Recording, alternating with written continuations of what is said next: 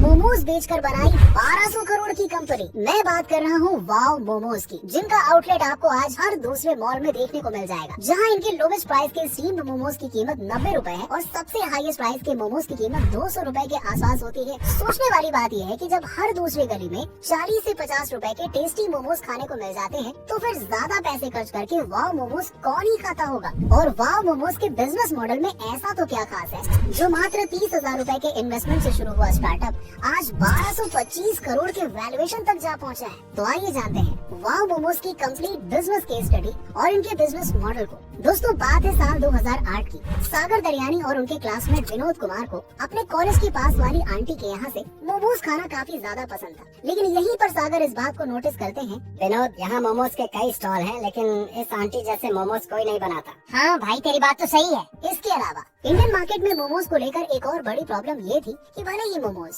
Pizza और burger के comparison में हेल्दी ऑप्शन था, लेकिन ज्यादातर ठेले वाले मोमोज को बनाने में साफ सफाई का खास ख्याल नहीं रखते थे, जिस वजह से ज्यादातर लोग मोमोज के बजाय बड़े बड़े रेस्टोरेंट से बर्गर या फिर पिज्जा खाना ज्यादा प्रेफर करते थे। इसके अलावा उस टाइम पर डोमिनोज के पिज्जा और मैकडोनल्ड्स के बर्गर की तरह मोमोज के लिए मार्केट में कोई बड़ा ब्रांड नहीं था। यानी कुल मिलाकर देखा जाए तो भारत में मोमोज का मार्केट पूरी तरह से अनऑर्गेनाइज था। सागर दरियानी ने मोमो मार्केट के इसी गैप को समझा, जिसके बाद सागर दरियानी ने अपने क्लासमेट विनोद कुमार के साथ मिलकर साल 2008 में वाव मोमोज की शुरुआत की, जहां उनका विजन था मोमोज के लिए एक फेमस ब्रांड बनाकर सामने आना और पूरे भारत में हेल्दी और टेस्टी मोमोज सेल करना। जिसके लिए उन्होंने सबसे पहले स्पेंसर को चुना, जो कि एक कोलकाता बेस्ड रिटेल स्टोर चैन है। यहाँ सागर और विनोद ने वाव मोमोज की ब्राइट येलो टी शर्ट पहनकर मोमोज बेचने की शुरुआत की, ताकि ये लोग ब्राइट येलो कलर की वजह से कस्टमर्स का ध्यान अपनी तरफ खींच सके। इसी के साथ ही शुरुआत में ये लोग फ्री में लोगों को अपने मोमोज का सैंपल भी टेस्ट करवाते थे। जल्दी अपने मेन्यू में 20 अलग अलग तरह के वेज और नॉन वेज मोमोज को शामिल कर लिया,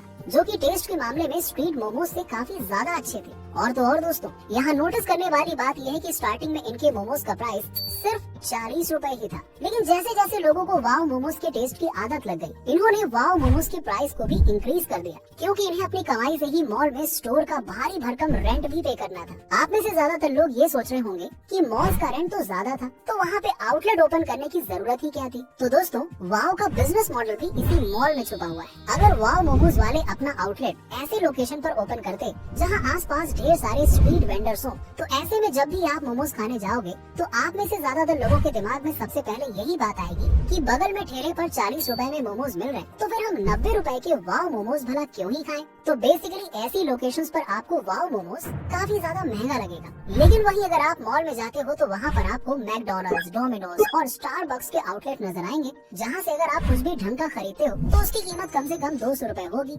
जबकि अगर वाव मोमोज पर जाते हो तो वहाँ आपको मिनिमम 90 रुपए में खाने के लिए टेस्टी मोमोज मिल जाएंगे। इसी के साथ ही रिसर्चेस बताती हैं कि आज के टाइम में 80% मिलेनियल्स हेल्दी फूड खाना ज्यादा पसंद करते हैं। तो ऐसे में पिज्जा, बर्गर और मोमोज में सबसे हेल्दी ऑप्शन मोमोज ही है। यानी कि कुल मिलाकर देखा जाए तो मॉल्स जैसी जगहों पर घूमने वाले लोगों के लिए वाव मोमोज सबसे सस्ता और हेल्दी चॉइस है। लेकिन आई नो, अब आप में से कुछ लोगों का ये कहना होगा कि साउथ इंडियन फूड्स मोमोज से भी कहीं ज्यादा हेल्दी ऑप्शन है, तो फिर उसका मार्केट इतनी तेजी से ग्रो क्यों नहीं हो रहा। तो इसका जवाब आपके खुद के घर में है। हम में से ज्यादातर इंडियन लोगों के घर में अक्सर इडली और डोसा जैसे साउथ इंडियन डिशेस बनते रहते हैं। ऊपर से बाहर जाने पर लोगों के मन में कुछ अलग ट्राई करने की इच्छा होती है। ऐसे में लोगों के लिए वाव मोमोज एक बेस्ट ऑप्शन है, जिस वजह से वाव मोमोज हर दिन ग्रो करता चला गया और आज भारत में शायद ही कोई ऐसा व्यक्ति होगा जिसने वाव मोमोज का नाम नहीं सुना हो। खैर, ये तो बात हो गई वाव मोमोज की बिजनेस स्ट्रैटेजी की बात, बट हम इस स्ट्रैटेजी से क्या सीख सकते हैं। चलिए, वाव मोमोज के बिजनेस में से आपको 3 ऐसी स्ट्रैटेजी बताता हूँ जो आप अपने बिजनेस में भी इम्प्लीमेंट कर सकते हैं। नंबर 1, हमारी आज की जनरेशन हेल्दी और अफोर्डेबल फूड ऑप्शन की तरफ बढ़ रही है। इसीलिए अगर आप अपना खुद का कोई फूड सर्विस बिजनेस स्टार्ट करने की सोच रहे हैं, तो आपको इस बात का खास ख्याल रखना है कि आपका प्रोडक्ट हेल्दी होने के साथ साथ अफोर्डेबल भी होना चाहिए। नंबर 2,